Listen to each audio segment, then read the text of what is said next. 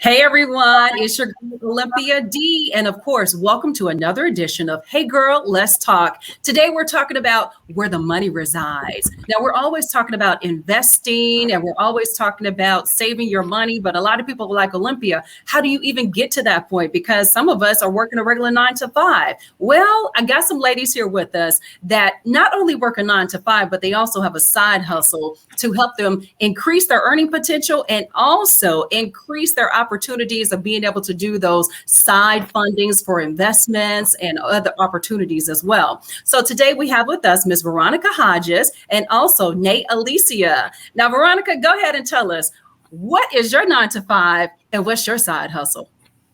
Okay, well, currently I'm a medical auditor. So I audit charts from 9 to 5, and I do a little bit of physician education as well. But I would say my side hustle, which really is not a side hustle, is more so my purpose and my passion that is evolving to not only a 9 to 5, but just what I will be doing around the clock, 7 days a week. It may not be 9 to 5 or whenever I want to. I am the owner of the Radiant Reiki Room. And the Radiant Reiki Room is a Reiki practice and life coach practice that includes holistic stress management and then just helping people get through life. So that's what I do as what you call a side hustle, but really it's more of what I'm here for. And we'll talk about more of that later. All right, that's your purpose. All right, Nate, Alicia, talk to us. What is your 9 to 5 and what's your side hustle? So just like Veronica, I am a medical auditor from 9 to 5. I audit physician charts. And my side hustle is I'm an esthetician. And so I'm the owner of Divine Hands Aesthetics down in Lawrenceville, Georgia. So I am busy. So I work from 9 to 5, and then I try to get in as many clients as I can up until about 8 o'clock at night. And the next day I start over and do the same thing. And then my weekends are swamped. And then Monday morning, back on my 9 to 5, and then back on my hustle. I feel you on that because I kind of go through that same process. Of course, you know, guys, we buy, sell, and invest in real estate. And also I have my side hustle of a voiceover company, Media Mind Productions. So I agree with you. We're always 100% busy here, there, and everywhere, trying to get to the paper. You know what I mean? So, you know, my question has always been, and I always ask other women this, how do you balance everything? The family, because we all have families, husbands, and all that good stuff. How do you balance all of that? Now, Nate, Alicia, I'll let you go first since you were saying how you're busy every day of the week. Huh? So for me, a lot of days, I get started at 4 o'clock in the morning. So I wake up at 4. I leave at 4:30, going to climb the mountain. Okay. So I'm usually back here around 6. I come, I make the kids breakfast, then I have to take them to school. And then once I do that, I come home and then I start to work. Hold on. I did I hear you say you climb the mountain? So you actually go hiking in the mornings? I do. Girl, it's amazing. Do that? We only do that on the weekend. But you know what? You really could, because listen, when you get to the top of that mountain and the sun is coming up and you just taking in everything, and you know, I get up there and I meditate, I write in my grateful journal, and I just be still. That really helps me get through my entire day. Okay. Like when it rains, I don't go because the mountain is real slippery. And the last time I tried to be grown and go, I failed twice. So I learned my lesson from that. So we can't be doing that. We can't be doing that. No. But yeah, like when I can tell it's a huge difference from when I don't do it versus when I do it. Okay. And so, and I just love being outside anyway. And so when I get, and then it takes me away from reality just for a couple of hours. Because when I get back, I have the kids, I have this dog, and it's just a lot. It's a lot, from running to dropping them off at school to having to pick them up from practice and the different clubs that they're in, and then trying to work and then trying to see clients. Right. I am just waiting on the day that divine hands and status will be my only source of income. Yeah, we're going to go ahead and put that into the atmosphere. Release Exactly. that. Okay. Okay. All right, Veronica, talk to us. How do you balance everything? Because I know you're always on the go, always on the go. You know, we meet up on Saturdays. We do mountain climbing on Saturdays, and we do our walks and stuff like that. I always told her, like, every weekend, it feels like we're like Dora Explorers out. We're just doing different things. And she got me up in the mountains. We on the Greenway. We're just doing a whole bunch of stuff. So how do you balance everything, V? The thing that we all have in common, and that most women need to have, if you're going to do the grind, if you're going to have the grind and have the shine, you got to do you first. So that's what I'm hearing is our common theme. We are doing self-care. So in the mornings, I get up, I have to meditate, I have to pray, and I have to work out in some shape, form, or fashion. If I don't do those things, my day will be all over the place. So sometimes when I find myself being irritated, even with the kids, because kids are going to be kids. Yeah. They're going to call your name every 5 minutes. They're going to ask you for things. They can have the best dad in the world, right? Oh, yeah. But nobody's like mama. Right. Exactly. You are the source of everything. So when I find myself being irritated with my kids, which is something that most people who hustle and grind, you're going to get irritated. My most irritated time is when I don't give myself. I have to give myself that time. And for me, I have to give God that time. And I have to also ask all the angels that are available to help me through this day, because the juggle and the balance is real. When you're working all day, but you also have a whole passion. I keep a journal with me all day, because when you're working, something may come to in your mind that you can't get to right then. And I write things down that I need to do for my business or businesses, because as you know, I believe in streams. I believe that dreams create streams, right? You just got to pay attention to your dreams.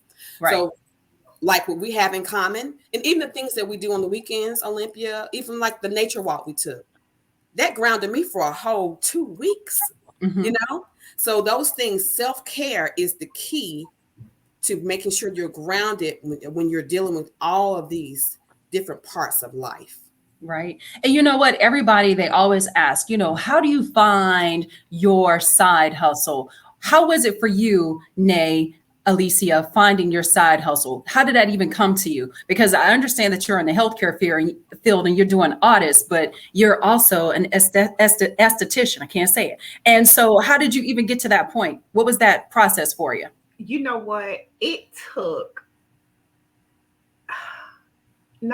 I feel like it took a long time. Okay. Every day, and Veronica can attest to this.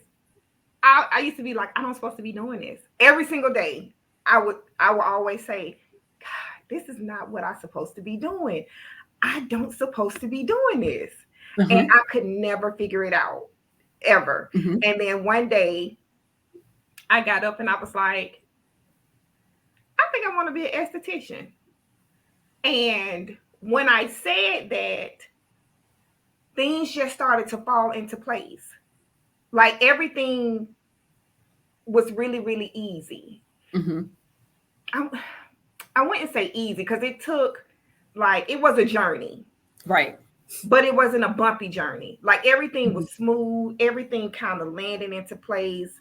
And then I started to, something was shaking up inside of me. And I was like, this is it. This is what I'm supposed to be doing. And when I discovered like this was it, I registered for school. I started going to school, and then I had mishaps, like I had to have a major surgery, but I was still doing everything to hone my skills. Like I started taking other classes.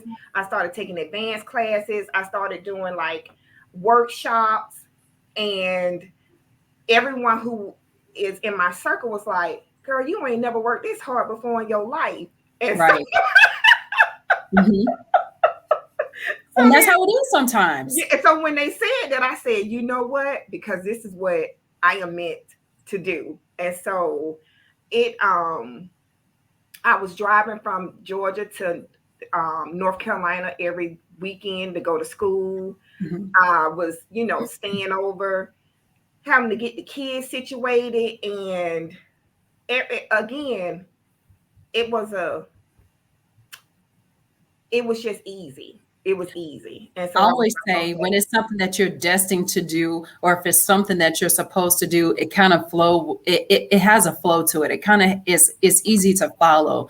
And also, when you're doing stuff that you really want to do, it never seems like work. It never seems like a sacrifice. For me, Exactly. even coming into real estate, it was something that I had always wanted to do. And when I had the opportunity to do it, I kind of jumped in it. Both feet, arms, legs, everything just went straight into it. It's been very good for me. As far as, Media Mind Productions, having my own production company and doing voiceovers for different companies or different clients, that was something that just kind of came with ease. It was something that I did naturally. And it wasn't even intended to be a business. It was something that, was like, hey, can you voice this for me? And I'll pay you this. And I was like, yeah, you voice it and you send it over. And then all of a sudden you start realizing, I'm like, hold on. We can make a little bit more money out of this. So then you put everything together to make it flow. But for you, Veronica, how did you get to your side hustle? What was that process for you? Okay, so I've always been like this person. When I'm talking or when I'm talking to someone or even when I'm listening, I can hear the back end of the story. Right. That's just something that I've always had the ability to do, right? Mm-hmm. I never understood, though, that was my ability. I always thought, well, why this person, if you got all this, well, why are you not doing this? Or if you're doing, I just thought that's what everybody had. Until one day, one of my friends said, Veronica, stop that. Everybody don't see things like you see things. And so this is your thing. I'm like, whatever. So, but long story short, I am also a renegade.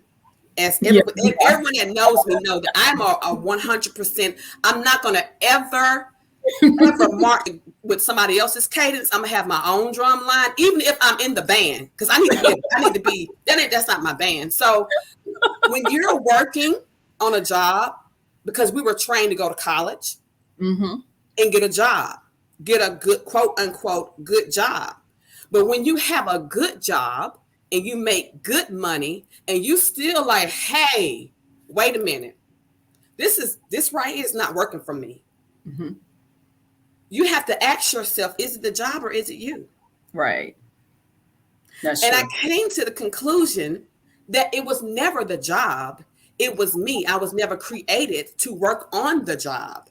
It was a means for me to finance. It was a means of money flow to make sure that I can finance what I'm here for. So Reiki, life coaching. I'm also in graduate school for clinical mental health counseling, because that is my thing. I listen, I can hear, and I understand. And I'm not going to judge. You can tell me that you are purple, you identify as purple and fell off the tree, and now you're yellow. Well, you know what? I'm going to roll with you with your yellow. But we're going to also figure out what's happening, and to get you to a place where you can be green today, yellow today, tomorrow, blue, purple, and everything else. You can do all of the colors. It doesn't really matter. So that's how I came to this, and it feels right. It's hard to work 9 to 5. I understand that. Very hard. So with us, having all these different side hustles and doing the things that we do, what are you investing in, or what other side businesses are you actually pouring into, Nealicia?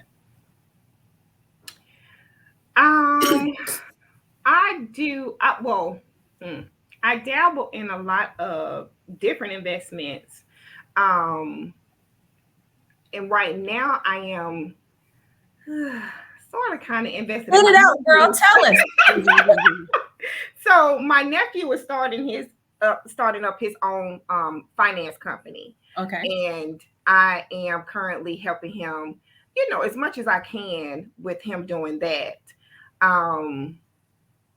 And that's pretty much it. And just for the regular investing that I do, when someone will put a bug in my ear and say, hey, you need to jump on this or you need to jump on that.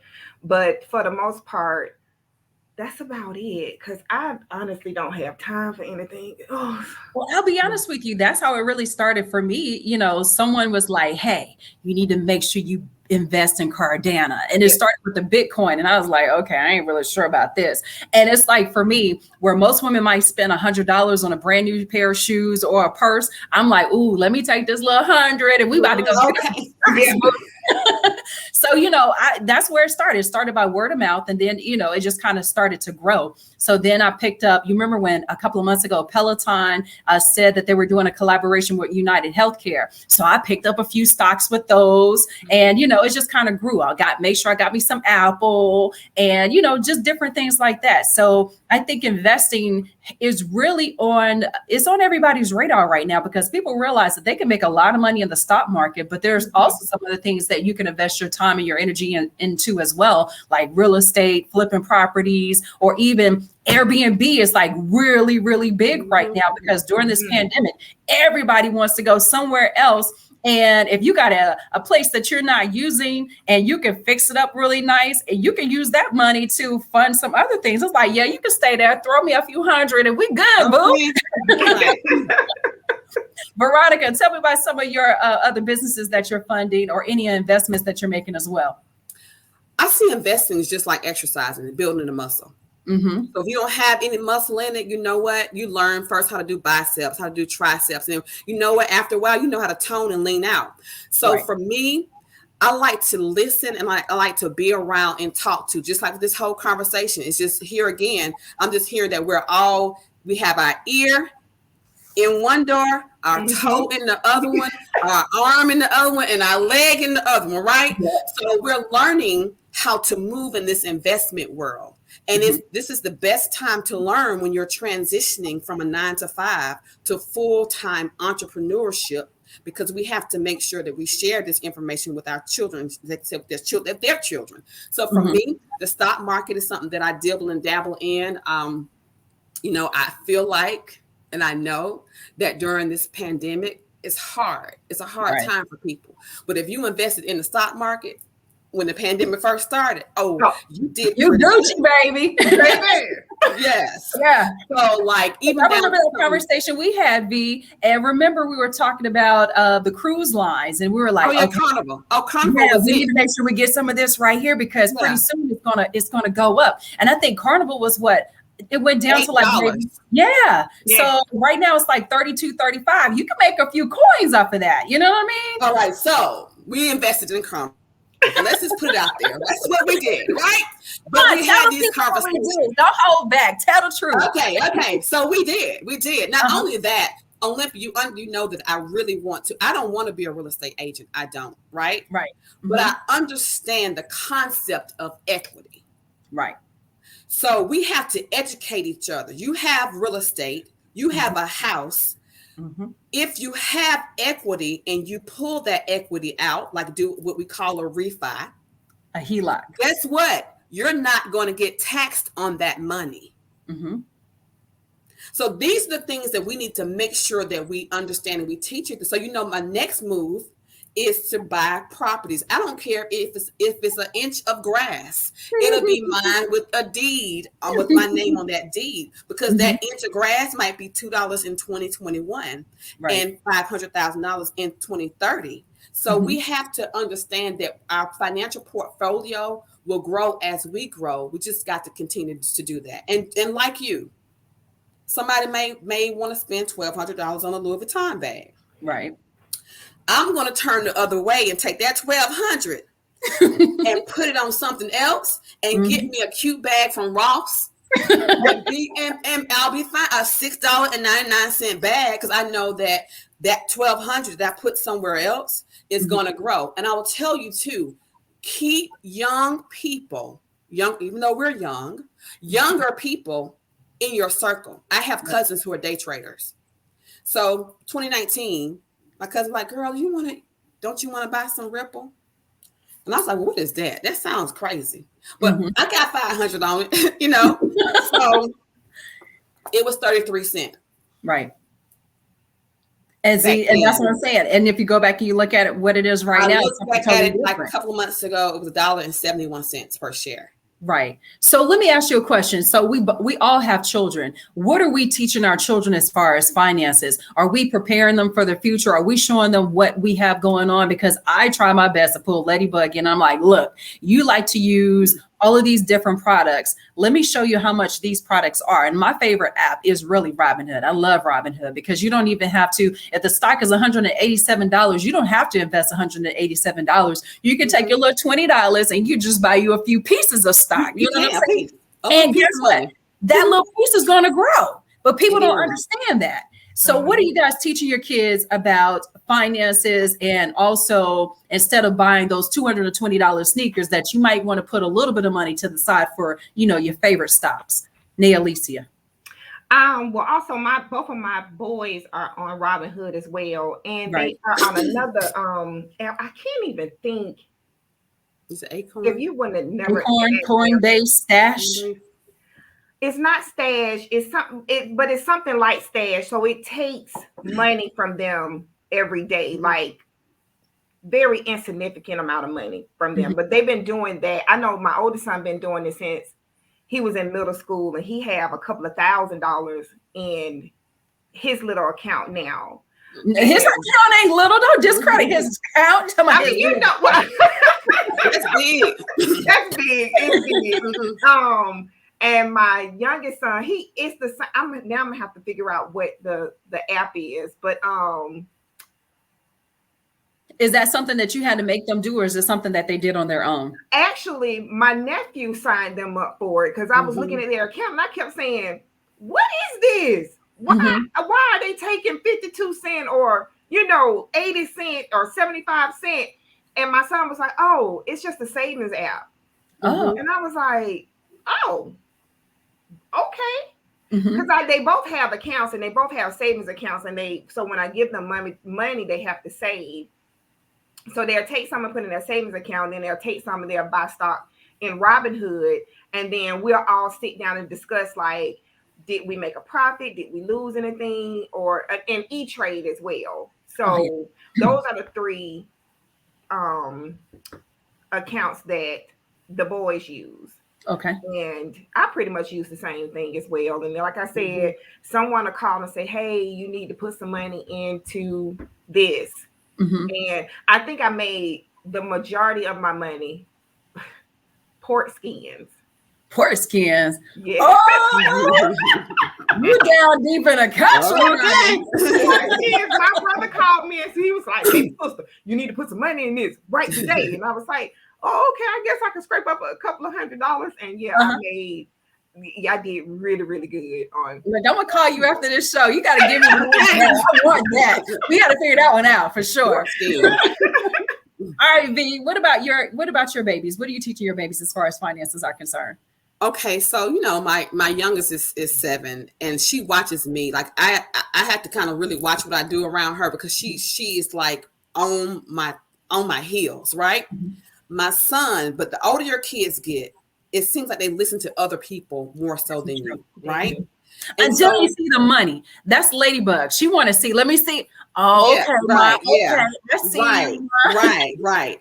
So I have younger cousins. And I was like, call your cousin and see what you got to do with the stock, so I know you got to have people in position to help your kids, because mom is not too cool at some point, and they don't want to listen to them, especially since the boys kind of move a little different. They start getting this swag, start looking at the waves, and when that starts happening, you're not too cool in what you're saying. So I kind of set brother man up. I set you up. I'm gonna set you all the way up.